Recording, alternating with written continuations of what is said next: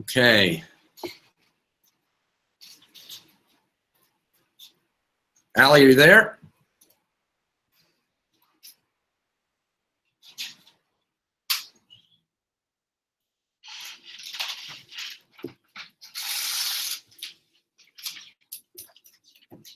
All right. You there? All right. Can you get on?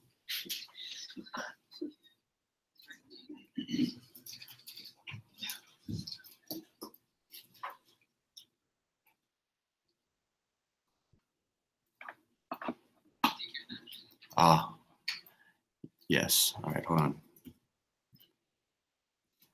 Give me your email again. Yep. I got you.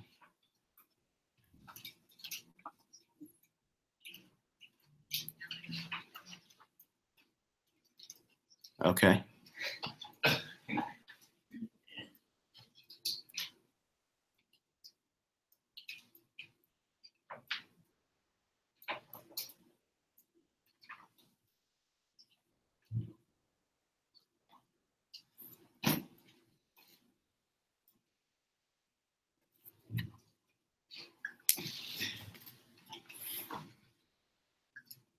I'm joining right now. All right. Hello. Hi. All right. Is your audio on? There you go. We got it? Yep. You're on. Joining right now. All right. Hello. Hi. Hi. Is your audio on? There you go. We got it? Yep. You're on. Okay. So there's a delay, and whoever is speaking or interacting is the one who is the video is going to be shown, right? So what I'm going to do is I'm going to leave it to you to talk, and then I'm going to mute myself so there's not kind of kickback, okay? I'm going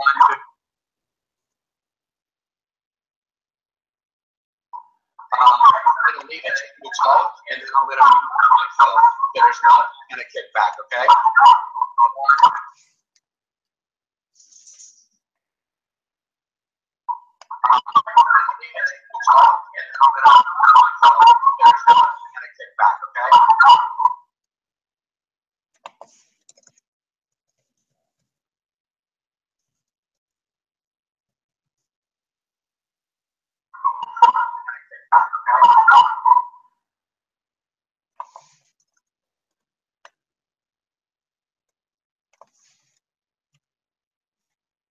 Can you hear me? Okay. I might mute my computer because I'm getting feedback hearing myself talk. I don't know if it has to do with mine or... Can you hear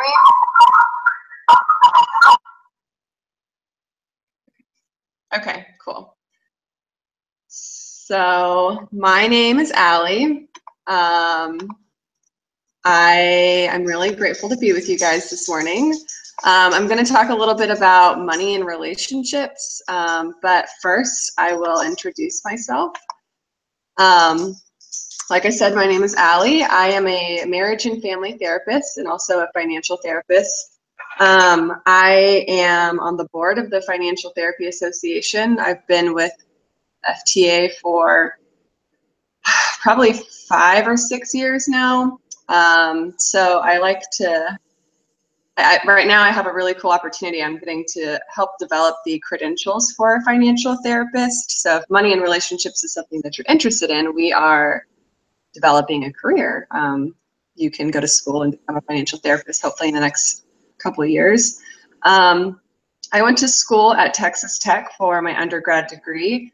And then I got that in community, family, and addiction services. And then I did my master's degree in marriage and family therapy. And I'm right now in the middle trying to finish up my PhD from the University of Georgia, where I actually studied financial therapy in the marriage and family therapy program.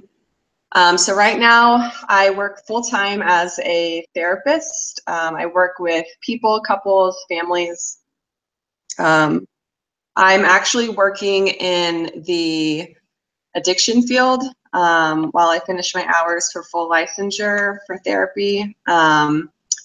but I do get to work a lot with people with money in their treatment that I do with them.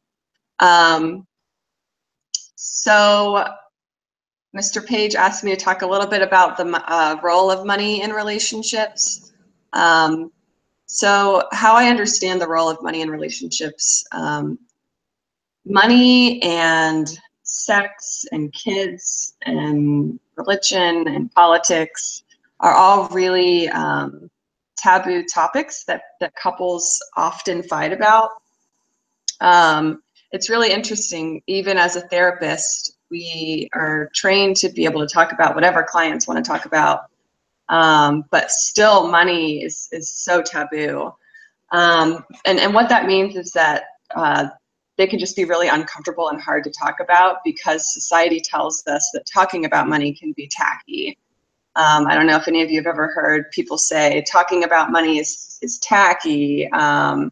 It's rude if you talk about how much money you have, and it makes other people uncomfortable if you talk about how much money you don't have or if you can't afford something.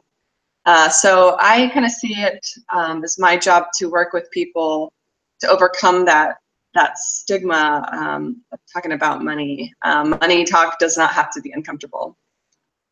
But I also must say that the first time I started talking about money in my relationship, I did feel uncomfortable. I felt afraid that my partner would not accept me. I felt shame. He has a better financial landscape than I did, and I was afraid that he wouldn't like me anymore because I didn't have my stuff together as much as he did. And I felt a sense of guilt too, that I hadn't been forthcoming sooner. But all relationships need healthy money talk. Healthy money talk helps foster a sense of security and fairness and trust and respect. So my next point that I want to talk about before I get to questions is money tips in relationships. So I kind of think of relationships as they have different phases, right? So you might be in a relationship and really early on looks very different than when you're in a really serious relationship thinking about getting married. So some tips for all of the phases of relationships is first, notice your emotions around money. And when I say notice, I mean just give yourself time and space to notice without judgment. Do you feel anxiety? Do you also feel shame or guilt, fear, uncertainty, security? Do you get excited when you think about money? Noticing without judgment is something from the therapy field that we call mindfulness. It's becoming a buzzword. So if you ever hear somebody talking about being mindful, it's a practice of just noticing, giving yourself space without judgment to notice what's going on inside you. And then the next broad tip that I have in all phases of relationships is just noticing your intentions with money. So noticing some values or intentions. Are you trying to use money to impress a potential partner? Is money something that you prefer to keep a secret? Is money just a tool that can get you what you need and want? What are your intentions in seeking a partner? Do you have any intentions of increasing your financial security? So again, just noticing your intentions without judgment, just being able to say, yeah, I think I would like to have a partner because I feel like that would give me a better sense of financial security. Those are all okay things and intentions. So noticing these things, being more aware of your emotions around money can help you communicate that better when you're talking with your partner about money, and noticing your intentions around money and relationships can help you be more thoughtful and intentional when you're starting off in these relationships. So I have I have 4 different phases that I've come up with that I could think of that relationships might include. And this isn't an all-encompassing list, but it's just kind of what I thought about. So the first phase that I thought about was dating. And these tips may answer some of the questions that you guys talked about, but please, if they bring up more questions, feel free to ask in a minute when we get to questions. Okay, so the dating phase. I kind of see that as the first early on phase of relationships. Some tips in that might be to negotiate date expense expectations. Who's going to pay for what? Will you split it evenly? Will one person pay? And I know this is related to a lot of this. I think there were a lot of questions about this. So we can talk more in depth if you want to. And then the other tip that I thought of in the dating phase was just noticing financial behaviors of your partner. Are they a big spender? I spend more liberally than my partner does. And I noticed that he was kind of frugal when we first started dating. Do they feel comfortable talking about money? Just noticing those behaviors in the early phase, I think, is a good thing to do. And then I think of the next phase as kind of like the relationship has been defined. You guys are still maybe new, but you guys maybe have a sense of commitment.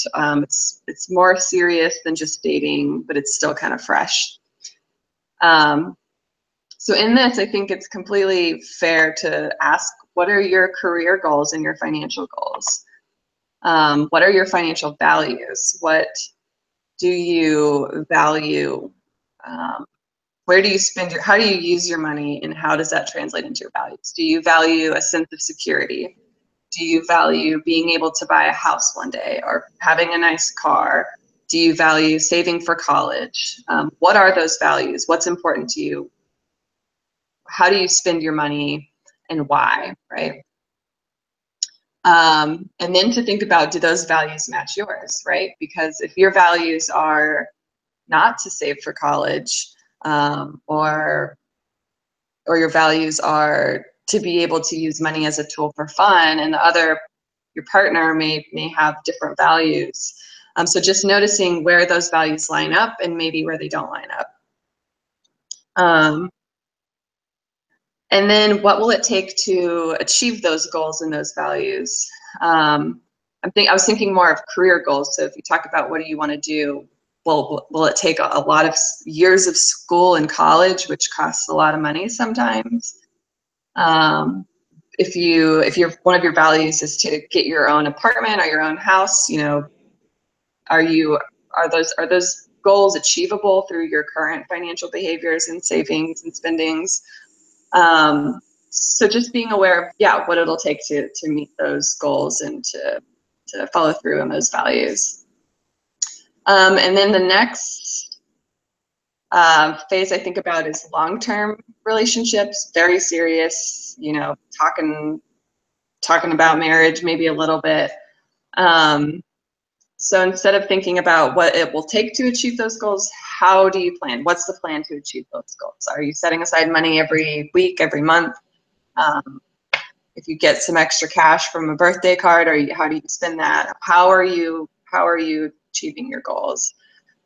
And then thinking about, are you willing to help your partner achieve their goals, and are they willing to help you achieve your goals? I've worked with couples that are very independent in their finances, and each partner's goal is on their own. But then I've worked with people that, they want to help their partner achieve their goals, paying off debt, saving, whatever it may be. So they work together a little more. So you'll have to think about, to what extent are you willing to help your partner, and to what extent is your partner willing to help you achieve those goals, if that's something that you guys want to do. And then in this long-term, very serious relationship phase, I think about negotiating any discrepancies in financial values. I think people are people and humans, and we are not all the same, and we will have differences in values. And are you willing to negotiate those discrepancies? Are you willing to say, okay, I'm fine that these don't match up, but but this is how I understand it, and this is what I'm willing to do to negotiate those mismatches. And then the most serious relationship, which looking back on what I put together for this, I'm not married and I have never been married. So the furthest my relationship phases got to was talking about marriage or living together, which is as far as I've gotten in my relationship. So I think that, yes, after marriage is definitely a good phase to add to this. But so before marriage, you might be living together, or you might not be, maybe talking about those things. I think this is a time in a relationship when it's important to get those, if there have been any financial secrets, talk about those openly. Talk about any lack of willingness to negotiate those values and those goals with perhaps a professional. And then thinking about what full disclosure on finances means to you. Do you show your partner your credit report? Because when you live with a partner, if you get an apartment, you know, they check your credit. Is that something that you want to see your partner's credit report? Do you want to show them yours, just to make sure that you guys are going to be okay and able to get an apartment? So that's my intro and early on tips. So I'm gonna try this sound thing again. So maybe I could hear people ask the questions, and I'm open to feedback on how you want to do this too. If you want me to get on the chat box, I can take them that way, but I'm gonna unmute myself and see if this. Maybe I can hear people ask. Nope, I still have the feedback. So I'm gonna pull up the chat box. Can you hear me? Okay. Can you hear me? Questions?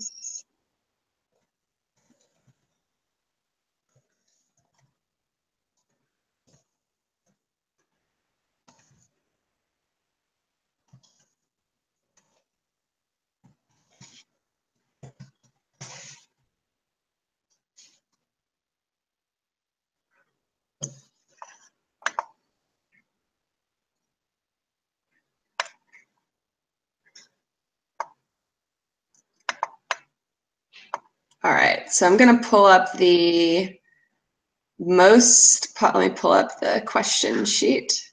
I'm gonna answer, or try to speak to some of the most voted for questions. Let's see, so I'm gonna be on the prior to marriage tab first. It looks like a lot of people wanted me to talk about what is one of the most important financial questions you should ask a significant other before marriage? It looks like Wesley, Hannah, Greg, Jacob, Slavey, Foster, Kilgore, Wood. Wow, we have a bunch of people asking this one. Okay, so I'll speak a little bit to this. What is one of the most important financial questions you should ask a significant other before marriage? I think this really depends on your own financial values. For me, some of those include, yeah, what debts you might be bringing into the relationship. What is important for you to spend money on? Is it savings? Is it buying a house? Is it buying a car? I think that this question really depends on when you practice those noticings of your emotions and noticing of your values and intentions. I think those would be the most important things for you to talk about and ask a significant other early on in a relationship. So I hate to give the answer, it depends, but it depends on your own values and your own concerns, right? I think that something related to some other questions that you guys had asked about negotiating who pays for what. I think this is a really important conversation to have.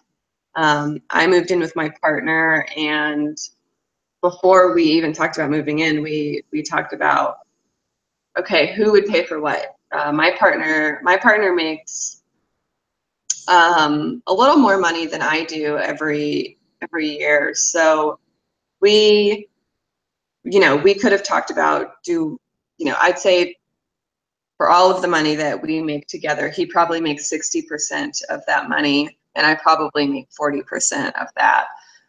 So we decided that what was best for us was splitting it down the middle. But I've worked with couples that have decided, okay, well, partner A makes 60% of the money, so they'll pay 60% of the bills, and partner B makes 40%, so they'll pay 40% of the bills.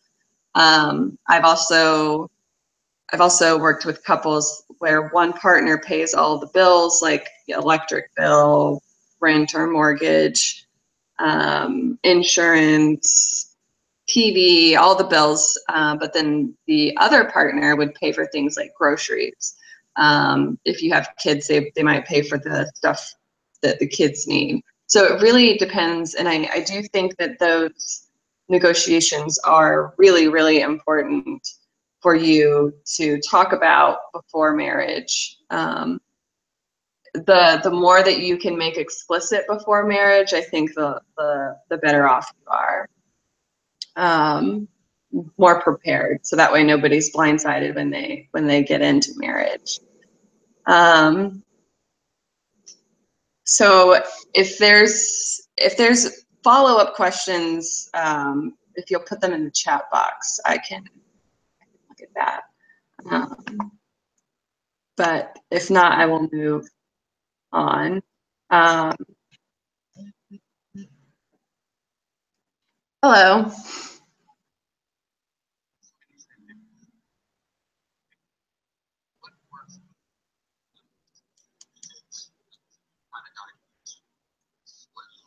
Mm-hmm. Mm-hmm. Oh, I see.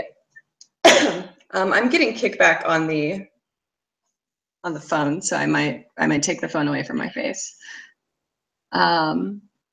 So your question was, do you pull your money together before marriage, pretty much? And if you do, what does that look like? Is that right? Okay. I think this depends on whether or not you're comfortable doing that. Some partners, like I said, I'm not married, but my partner and I, we split our bills. We still have our own banking accounts, but that's because we're not comfortable putting all of our stuff together yet, and we may not ever be. But right now, where we are in our level of committedness to our relationship, we've decided that that's not what we want to do quite yet. But that's not to say that that is the only way of doing things. I know a lot of people that are not married, that have been dating for a while, live together, that do put their money together, and that do have kids together. I think, I don't know if I'm answering your question. Am I talking? Okay. Okay.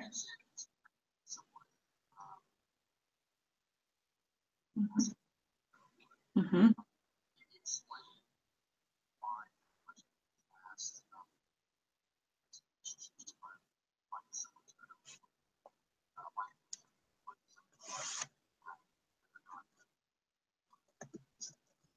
Mm-hmm.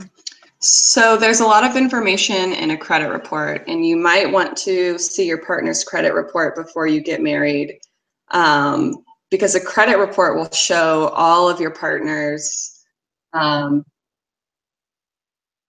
debts. So that could include student loan debts, credit card debts, medical debts, all of the debts, past due accounts, current open accounts.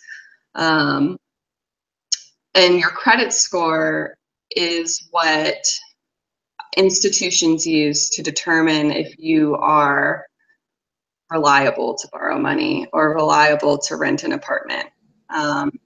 So if your partner said, "Oh, I'm great financially, you know, I've got a little bit of debt here and there, and you know, but it's fine. Let's go ahead and rent an apartment together."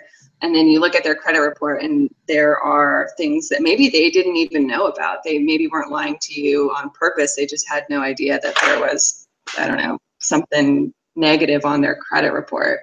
So if you look at that, you can determine kind of their entire financial landscape.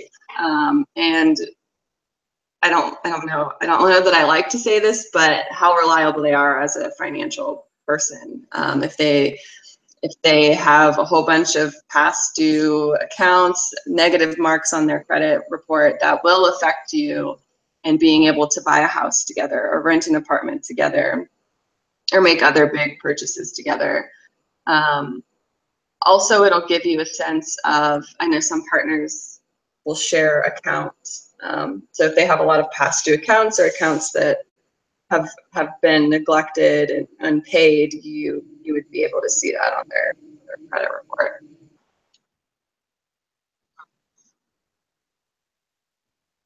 Mm-hmm.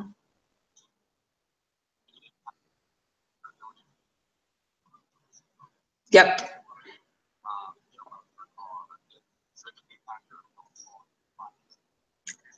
Absolutely. And also a poor credit score will cost you a lot more money to borrow. It'll cost you more to borrow money. So you'll have higher interest rates if you have a low credit score. If your partner has a low credit score and you want to make a big purchase together.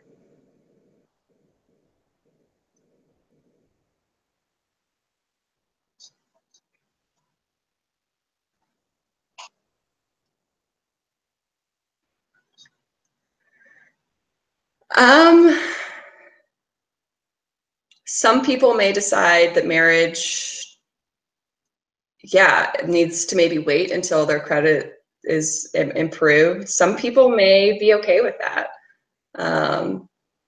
If my partner had a really awful credit score, I would say we need to wait a few years before we get married. We need to work on that. But I don't know that it would cost me the relationship.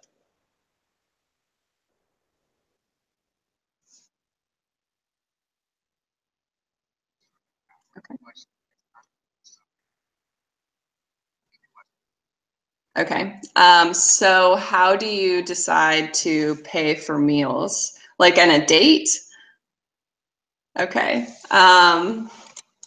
This is something that I think you also get to negotiate. So I've seen couples do lots of things, right? If there's a person that makes more money and they're happy to pay for the tab or the bill, they will do that. I think, you know, my partner and I sometimes just split the bill right down the middle when we go out to eat. I've seen a lot of people that kind of follow the tradition of the man should always pay for dinner, date night, whatever it is. I think the key is being upfront with your expectations, right? So if you're asking somebody out on a date, you say, "I want you to come on a date with me, and I'll pay for the movie and the dinner." Or if you say, "Will you go on a date with me? You know, I'll take you to dinner, and you can choose the activity that you want to do before. You know, and I'll take care of dinner, and you take care of the before movie." Sometimes I enjoy taking my partner, my boyfriend, out on a date too and paying for things. So I think the expectations just need to be set before, right? So that way you don't get the bill at the end of dinner and you both are looking at each other like, I'm not paying for this. I have got $25 in my bank account. Like, so as long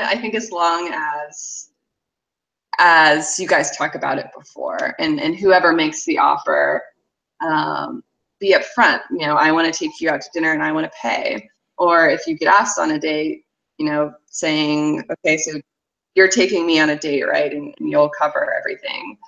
I've heard horror stories though of people going on dates and they expect that the other person's going to pay, and maybe the other person was not expecting to have to pay the whole thing. And so I think rule of thumb is if you're being taken out on a date, make sure that you could cover it just in case that other partner wasn't clear about their expectations.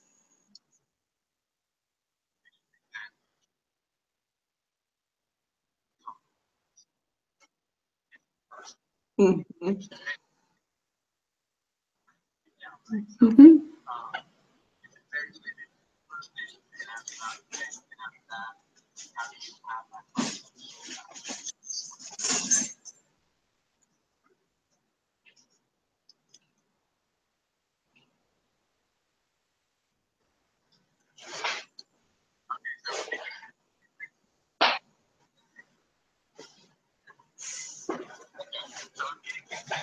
Okay. All right.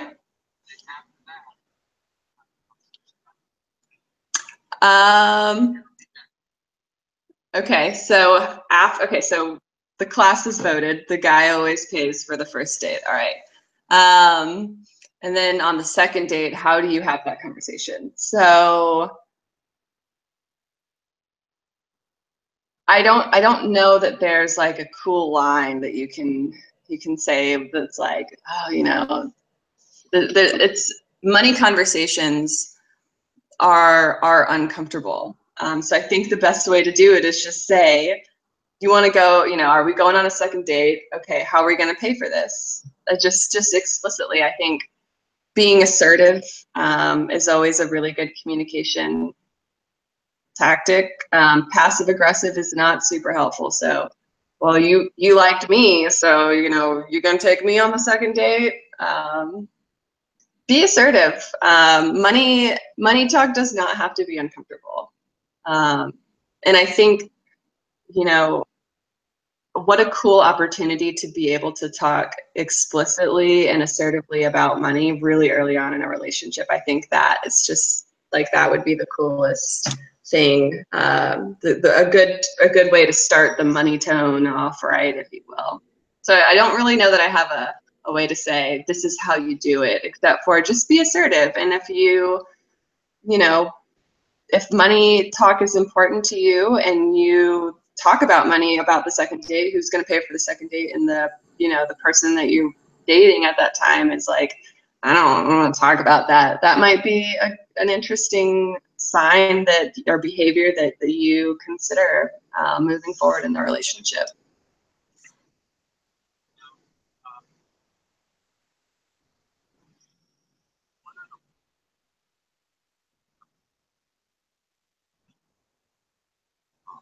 Mm-hmm.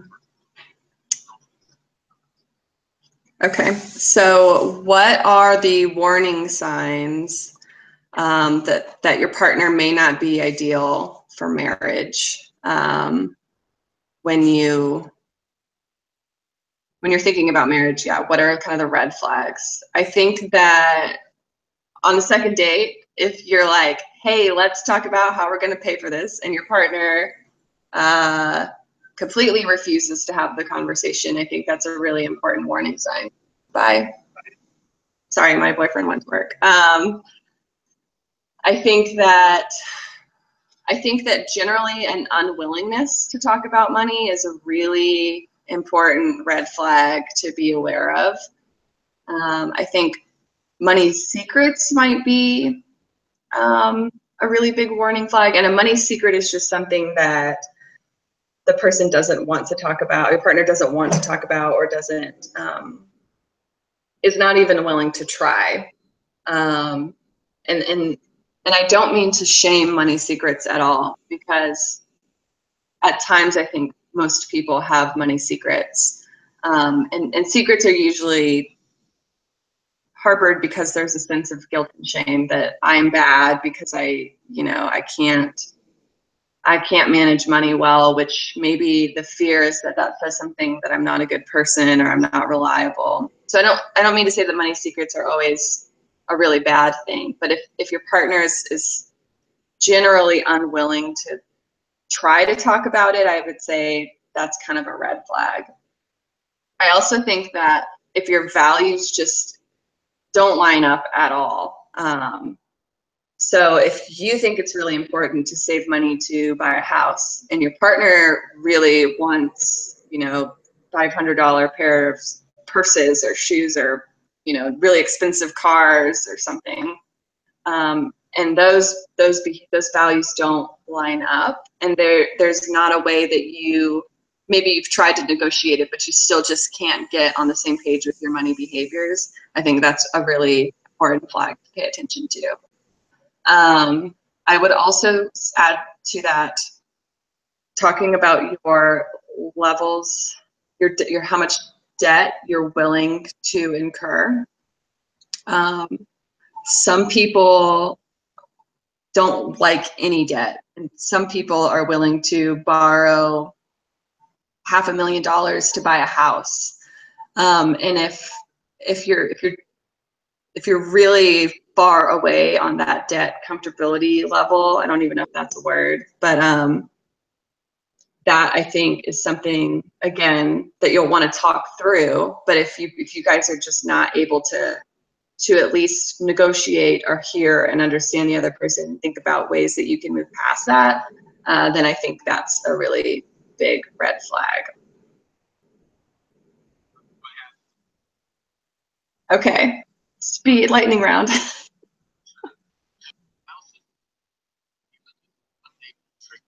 Should a spouse's spending, okay, so during marriage, should a spouse's spending be limited to what they contribute? Okay,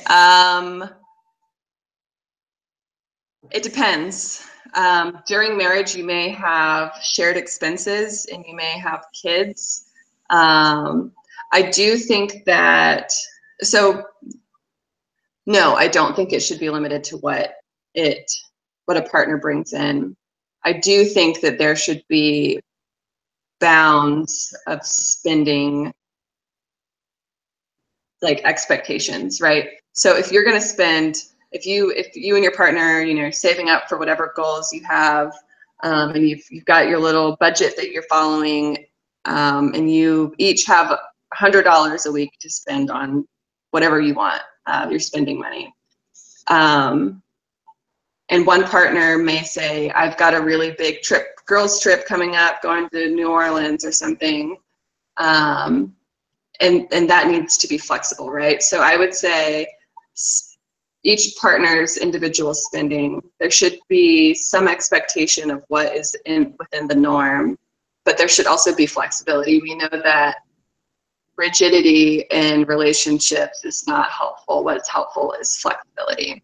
So if this is your norm, $100 a week or whatever, but there comes a time where that person may need a little bit more one week.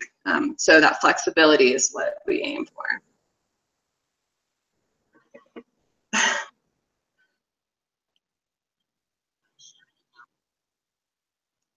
Oh, I was talking with my boyfriend about this last night. I said both. I'll repeat the question. Do you recommend sharing accounts or having your own individual accounts?